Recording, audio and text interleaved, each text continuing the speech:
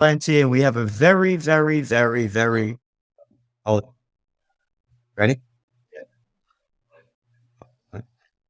Hi, this is Gerald Celente. Hello, hello, hello. We have a very, very, very special day today. Very important book that's just been written by Mark Morse and Alex Svetski. And it's called the UnCommunist Manifesto. Because here we are in a world today, as I say, when you look at the countries, it's a cross between communism and fascism. Communism being, hey, I'm the dictator in charge. I'll tell you what to do. Put on that mask, get vaccinated, stand 6 feet apart.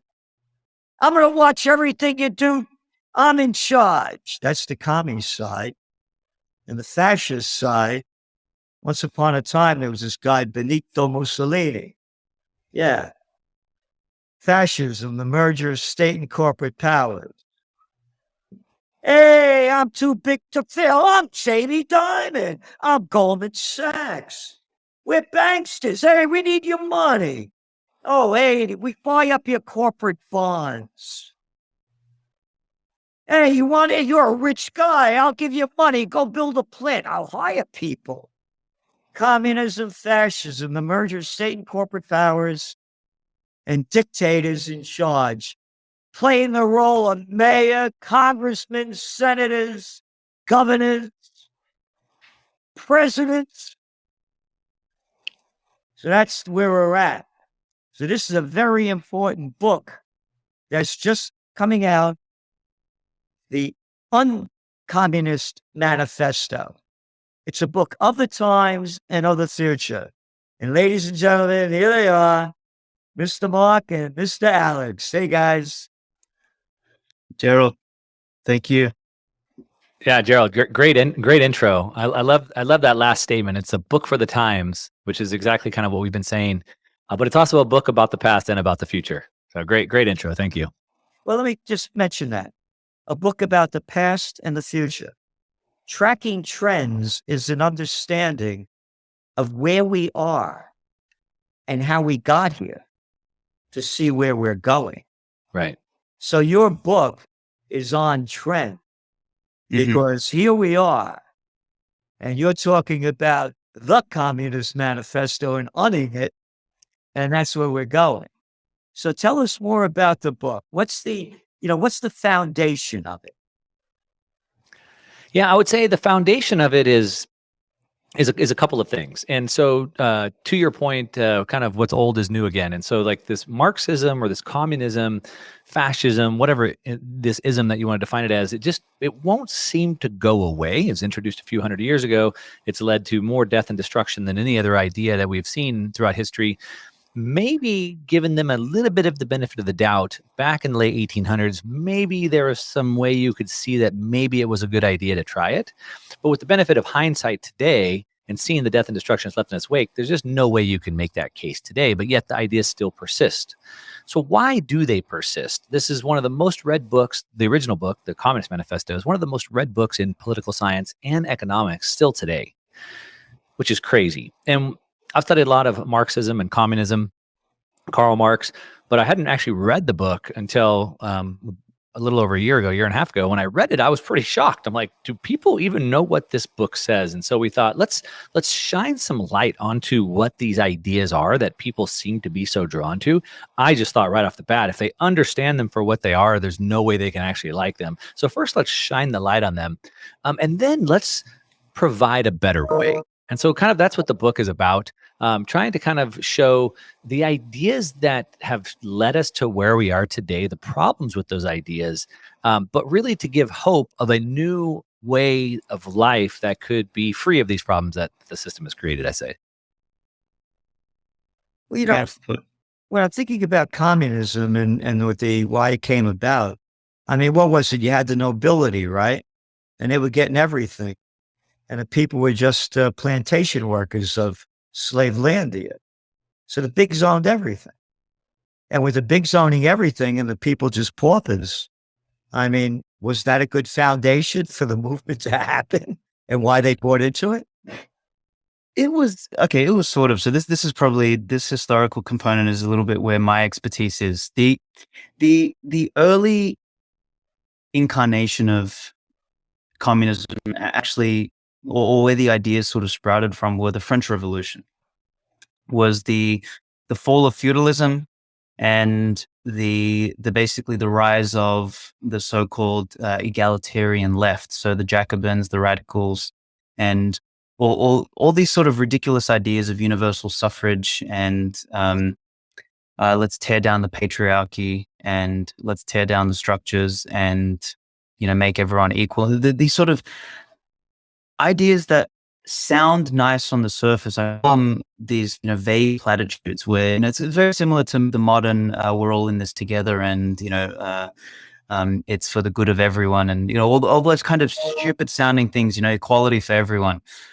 And these ideas kind of first emerged during the French Revolution. And I'm not sure how familiar you are with that period or the listeners, but basically the initial French Revolution turned into the terror, like the Jacobins, the leftists, the original equality seekers turned France into a war zone, and not only a war zone, but basically they were the first ones to institute community surveillance. They were the first ones to guillotine people if they had different political views, all for equality and liberalism. And they basically they destroyed their own country in the process. And Karl Marx talks about how he was inspired by Robespierre and people who were of the version of the French Revolution. He said, "Look, they did it wrong. What we need to do is we need to take the means of production from the bourgeoisie." So it was kind of a tumultuous period. So you sort of have the late 1700s, which is the feudal system falling apart, which was the nobility and the aristocracy, and you had this sort of rising up of the common man, which I would argue in some senses was good, but in some senses was very bad, because you had this migration from productivity towards politics, and basically everyone got into politics. And that was a disaster, because France went from the richest nation in the world and they decimated themselves. So you had this kind of movement, but you also had the movement of what was this, the bourgeoisie, which was the merchant class. Prior to this French Revolution sort of period, the merchant class was seen as below the nobles. But what happened during this period was the merchant class rose up and they bought up land, they bought up businesses, they created wealth during that transition. And they came from nowhere and became the new so-called, leaders of civilization, leaders of society. And that's what Marx was pushing against. So he points out in his book, he says, the feudal system came apart, the bourgeoisie rose up, and then we had two classes of people, apparently, the rich and the poor. And how he delineated between the two was the rich are those with capital, i.e. those with property, and the poor are those who only have their labor to give. And he kind of created two classes of people arbitrarily defined by him. And he said, the goal is, the problem with the world is that we've always had oppressor and oppressed. So what we must do is we must abolish the oppressor group, which in his book was stated as the people with property or the people with capital. We must abolish them, co-opt their means of production, and make it equally available to everyone, so that there is one class in the world, and that one class is the working class, and they communally own all of the means of production. So that was his big brain fart stupidity of an idea. Once again, sounds nice on the surface. Let the working man equally own everything, whatever the hell that means. And then, they went ahead and tried to institute it many, many, many, many times. And as we've seen, a couple 100 million people died. Oops. You'll own nothing and be happy, of course. Basically. Well, I guess that's kind of like the new world order today, the Davos cats, right? It's the same thing. It's this. I always say that Marxism, it starts from a very poor grounding in human psychology. Humans are always striving. Like, in order to be a human, you need to, first you need to own yourself, and then you own that which you mix your labor with, right? So if you find a tree outside, you chop the tree down, you turn it into some furniture, that is your property. Humans cannot exist without property.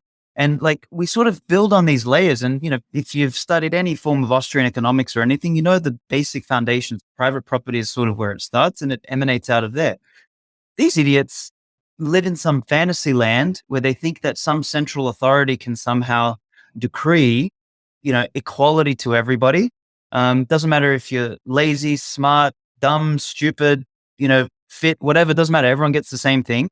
And if we can somehow do that through the magical decree of a central authority, then everyone's going to be happy, but they'll own nothing. And it's, as you said, it's the exact same thing. It's the Davos crowd today. They're a bunch of saviors that nobody asked for, that nobody needs, that think they know what is right for everybody because they're projecting their own inadequacies onto the world. They can't have any self-restraint in the way they behave. So they perceive that the rest of the world has no self-restraint. They can't stop eating McDonald's. So they must, tell everybody else that they need to eat the bugs. Like it's incredibly hubristic. Well, we're talking about the French Revolution, what it was about. I mean, also followed the American Revolution. And in a sense also that, what were the people rebelling against? The nobility and that are in charge and owning everything. And kind of we have the people are kind of in the same situation today. I mean, just for example, when they launched the COVID war, you're a non-essential piece of nothing. You're a little clown. Shut your business. Hey, but Walmart, you could stay open. You're essential. Target, stay open. Costco, you're all right. Oh, and once upon a time, there weren't Home Depots, and there weren't Lowe's, and there weren't CVS's, and there weren't Staples. It was stationery stores, drug stores, hardware stores that I guess the bourgeoisie the regular person would have been owning. I don't know if it's that category, but the small businesses have been gone. So could this be a time also, though, where the people are saying, my life stinks. You see the great resignation now. After the COVID war, people had to stay home and they're saying to themselves, I hate my job. They're home now day after day and they realize they're commuting back and forth. They got lousy jobs. They can't stand what they're doing. Yeah, give me the commie way. Just give me some money. I'll be all right. I mean, could that happen as well? Yeah, I think it could certainly happen, and I think that's the actual intention. And so, what happens is, and again, with the original Marx is painting the poor, the proletariat, as victims. Mm-hmm. Hey, it's not your fault. You have nothing to offer. They have this capital. They have property. You have no property, and all you have is your labor. But your labor will never amount to capital, so you're never going to own anything. So you're a victim, and they're going to continue to oppress you. Unless you have somebody like me who's a savior who will come in and save you. As Alex said earlier, we have these people who want to come save us from things we don't need saving from, nor have we asked for that. And today it's just gone now to neo-Marxism or cultural Marxism, identity politics. So instead of just two arbitrary classes of poor and rich, now it's black and white and man and female and gay and straight. And I mean, you name it, right? We all oppress each other, supposedly. And so now everybody's a victim. And they want everybody to play the victim or feel like the victim so that we're helpless, we're powerless. And most importantly, we need the savior to come down and help us because we can't help ourselves because of that victim mentality. So I think it's bred into us. It's ingrained through indoctrination, through the school system, that we're just, hey, you're an immigrant and you're a minority and you're a female and you're a lesbian. You have four knocks against you. You're never getting ahead. Sorry. Right. And so everybody now, it's like trying to kind of fall down to the lowest common denominator.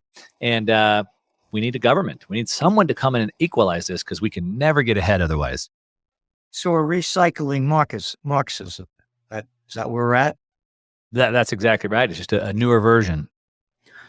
So tell me more about the book in the UnCommunist Manifesto and the positive changes in it that people need to know about.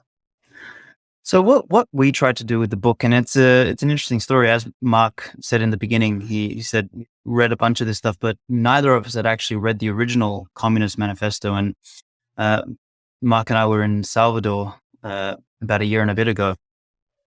And he's like, have you read this book? And I said, no, I haven't. And he said, it's the dumbest thing I've ever read, or something of that note. I think Mark said it probably more politely. And I went ahead later and read it. I was like, Jesus Christ, this is ridiculous. It's like brain cancer in 70 pages. And I nudged Mark in January. I was like, hey man, let's sit down. Let's actually write this thing. And we decided to sit down and write. And what initially started off, like, we started just rebutting points in Marx's book, like inconsistencies, logical inconsistencies, things that have been proven wrong. Like Marx was adamant that if automation continued, he was very Luddite in his thinking, right? He argued that if the bourgeoisie maintained control of the means of production, they would abolish, like there would be no more work left for the everyday man, for the worker. So therefore the worker must rise up now, take the means of production by force if necessary, in order to ensure that there is always work for everybody, right? This was his stupidity. Clearly all of these things have been proven wrong. So we sat out and we kind of started writing rebuttals, but then we thought, you know what? Let's write our own actual manifesto, and let's talk about some of the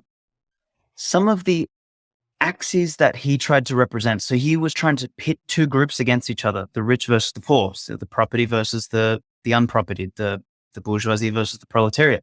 We say the real struggle is actually between the choice of cooperating or coercing someone. That's the only choice. Like, we all have to acquire wealth somehow, and we really have two choices. And this is the only real struggle that exists. It is the struggle between, Gerald, if you have something and I want it, do I trade with you with something that you want? Or do I come and beat you over the head with a stick and take your stuff? Now, the first is multiplicative, meaning that it adds up. Like when we trade, we both get something that we want and we actually increase the total wealth of the pool. But if I come and beat you over the head with a stick and take your stuff, it's actually subtractive, because not only did I take your stuff, but then you have less of an incentive to go and produce something again, because you fear that I did not respect your private property rights. You might do it again.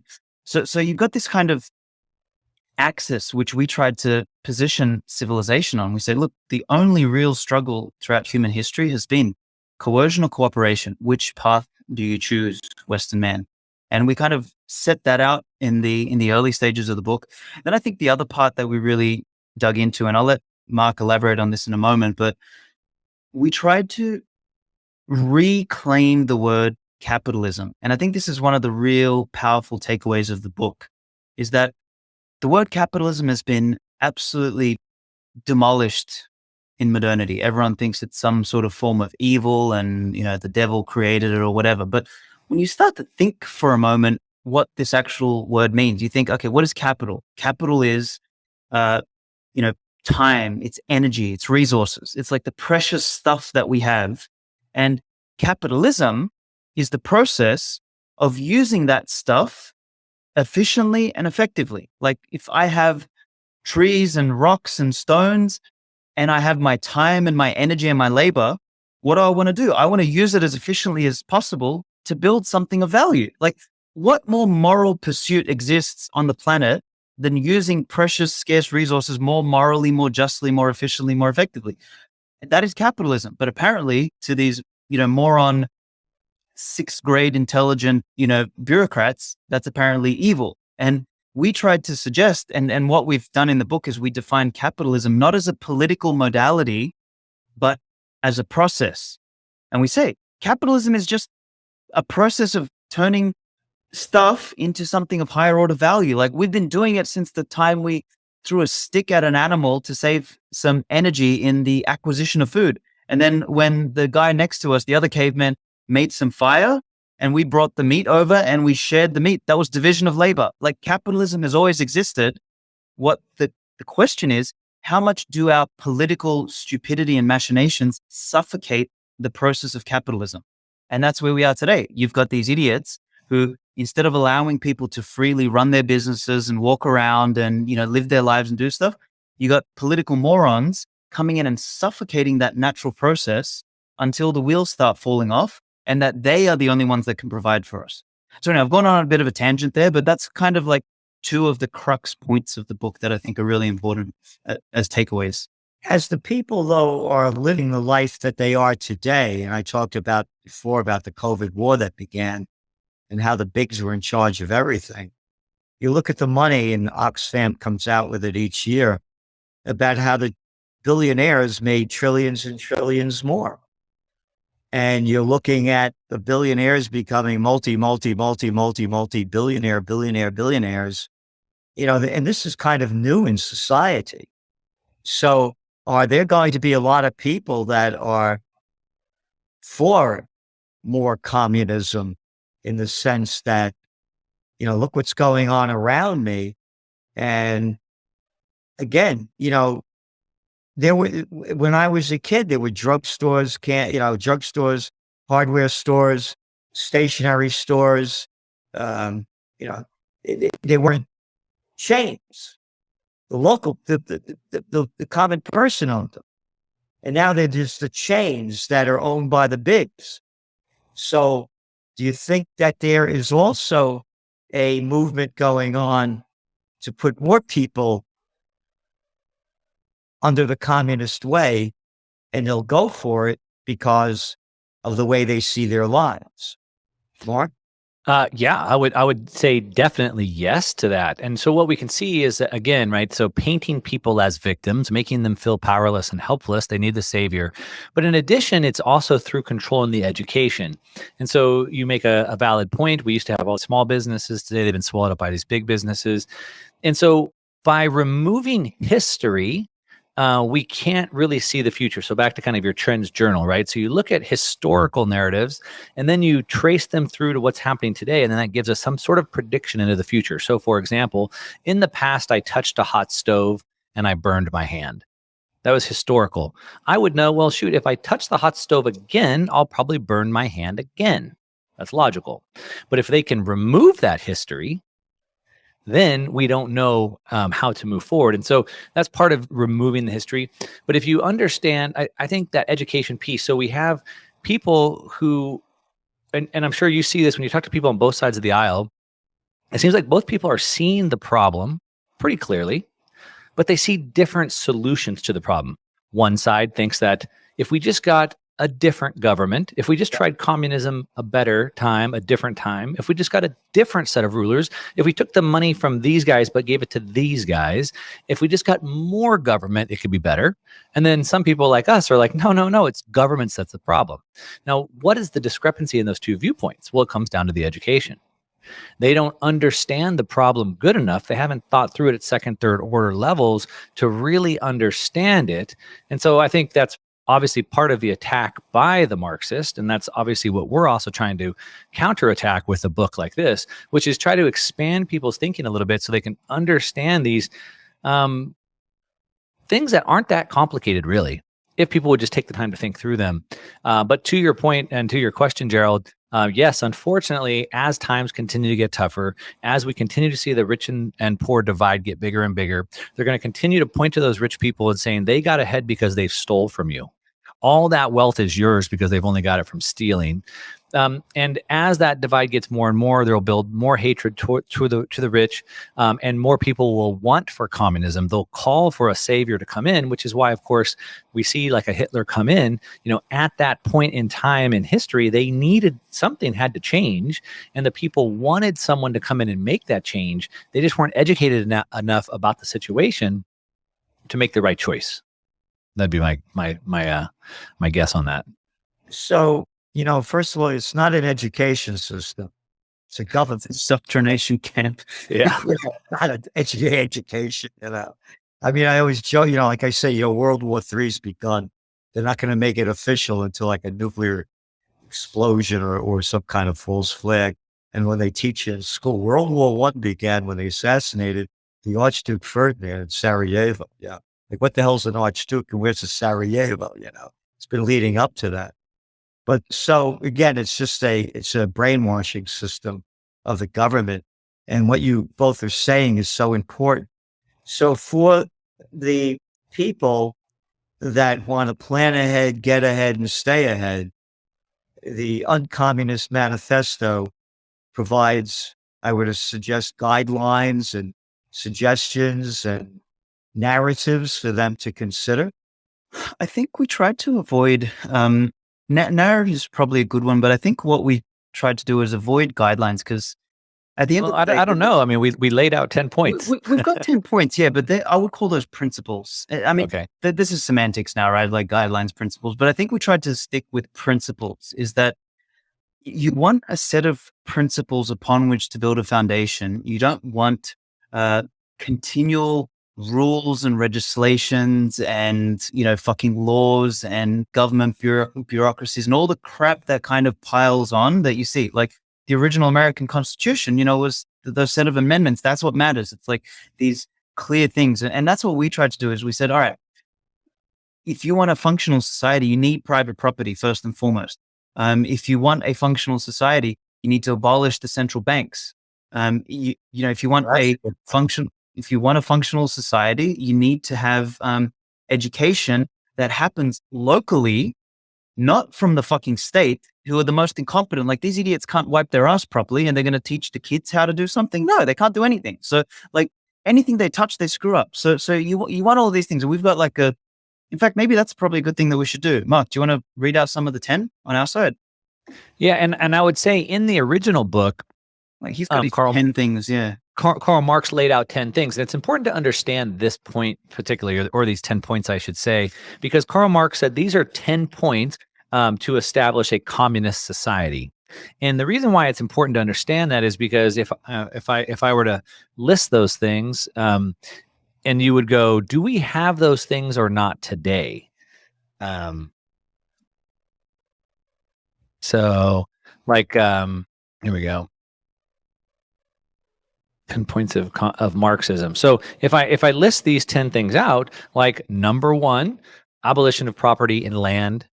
Okay. 2, a heavy progressive or graduated income tax. Mm-hmm. Does that sound familiar? Like, are we a capitalist society? Well, we have that, a heavy progressive tax system.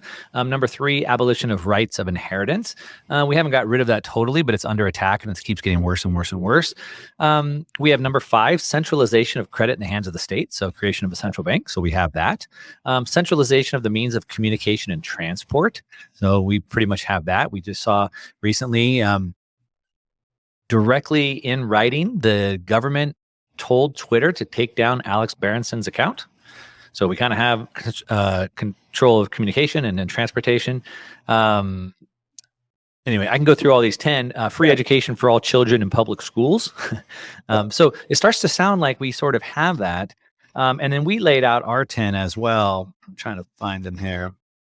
Well, again, that's the importance of this book, is that, you're showing the other side of it that people need to know and need to know what to do.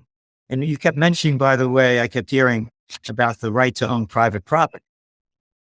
Is that correct? Yeah, because in the original book, Marx starts out by saying, if I was going to summarize communism in one statement, it would be this: the abolition of private property. Okay, well, let me stop there. Look who's buying up all the homes. Again, going back to why there may be a commie push as well. Yeah. Blackstone. Yeah. What's a Blackstone? That's racist. How dare you call them a Blackstone? Yeah. No, that's their name. Well, even in Holland, where they're taking all those stupid, of course. Yeah. But look at these hedge funds, these private equity groups that are buying up everything, and the average person can't buy them anymore. So the UnCommunist Manifesto, from what you're saying, is going to be a counter to the new Communist Manifesto that may be coming quickly. Well, it's already happening when you look at the Davos crowd. So you touch on some really important book that you both are putting out to give people the other side of where we're going and what's going to happen and what they need to do to reverse this trend, because it's on the way. You touch on something really important there with BlackRock or Blackstone, whatever the hell they're called, is we talk about, like in chapter 3 of our book, we talk about the chapter is called The Phantom Variations of Capitalism. And we try and dispel some of the myths or the confusions that people have about what capitalism is. And one of them, and this is the one that most modern pro-communist people are angry about, is cronyism. cronyism is not capitalism. So in a capitalist system, what you're doing is you're competing, right? You're playing by the same rules. You're trying to use resources, energy, and time more efficiently so that you can outcompete your competitor. In a cronyist system, the way you win is by cheating, because you make friends with the government, you get some fucking handouts or some backdoor deals, and you get an unfair advantage on the playing field, and you wipe out all of your competitors, not because you're better, but because you're more corrupt, or you're more crooked, or you're more of a sleazebag, or you've got more friends in office. Well, that's the way it is right now. Well, correct. That's exactly. So people are not angry about, and this is why it's very important, like why we wrote this book and we had these definitions in there. People are angry not at capitalism, people are angry at cronyism. Absolutely. There's a world of difference. But the importance of your book, the way I'm hearing it, is that people need to know this. Distinguish between the two. Correct. The guy to hate capitalism, but it's not capitalism, it's cronyism, as you said. Whereas George Collins said, it's one big club and you ain't in it. That's it. And again, that's look what they're doing now with the IRS and all the money they're sending to put more troops on the ground to get money from the little people. The billionaires and the multi-millionaires, you know how to play the tax game. You're not going to bother with this stuff. So the people are going to look at it as, this is capitalism, and it's not. It really is. I think the UnCommunist Manifesto comes across in a number of different ways. And one of the most important ways, as I'm hearing it from our discussion, is that what you're both doing is you're defining the system today as it's not a capitalist system. And what we really need to do is to bring it back to the core of capitalism that once upon a time made America the land of opportunity. Would that be correct? Totally.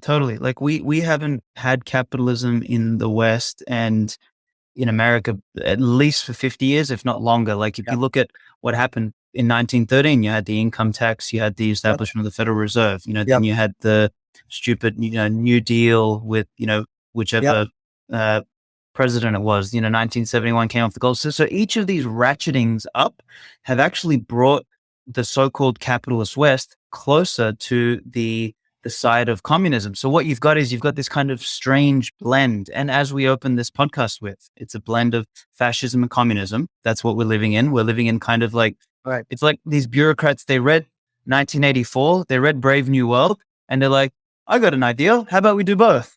Like, no, you idiot. These books were warnings of what not to do. And these clowns took them as a good idea of what we should do with the world. And they've blended these ideas. And I would say that a lot of it is,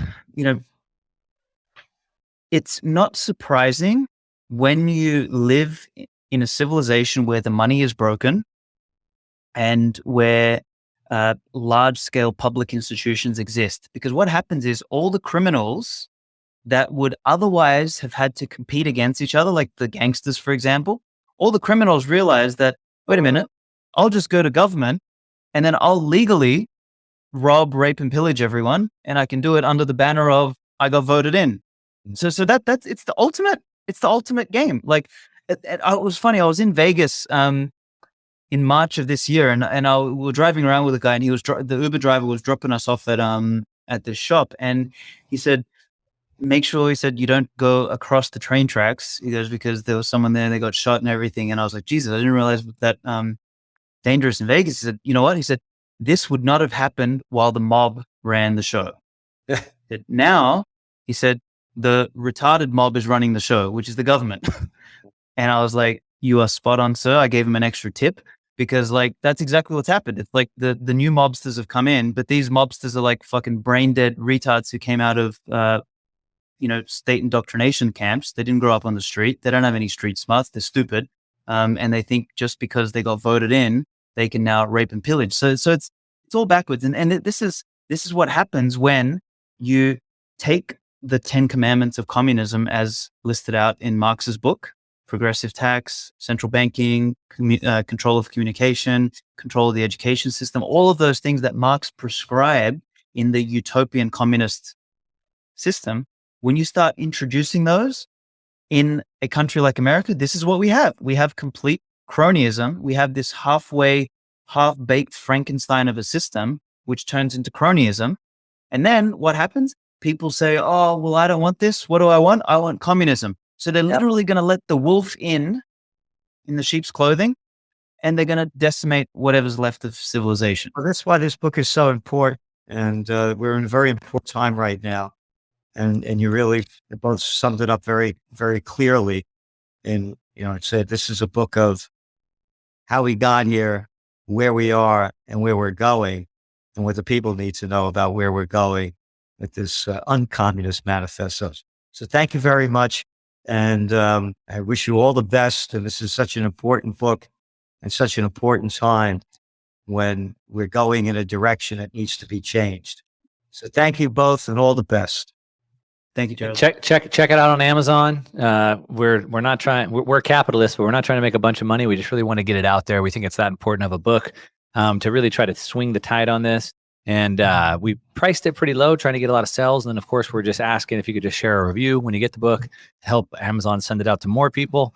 And maybe we can all work together to kind of push back on this Marxism tide. That's what we need really today. It's in that direction. And Alex just summed it up perfectly about who these people are. Just very quickly, I was the assistant to the Secretary of the New York State Senate at 26 years old. I've been with presidents, prime ministers, and princes. I know the deal. And I was, at 28 years old, I was staying at the Willard Hotel and putting my meetings on at the Hay Adams in D.C., killing environmental legislation at the top of the environmental movement back in the 70s. So I've been on the other side. That's why I know both sides. Mm-hmm. So thanks again, guys. I'm wishing you all the best, and everybody go to Amazon, check out the UnCommunist Manifesto, and push out the word and push it forward. Thanks, fellas. Thanks so much, Gerald. Thank you, Gerald.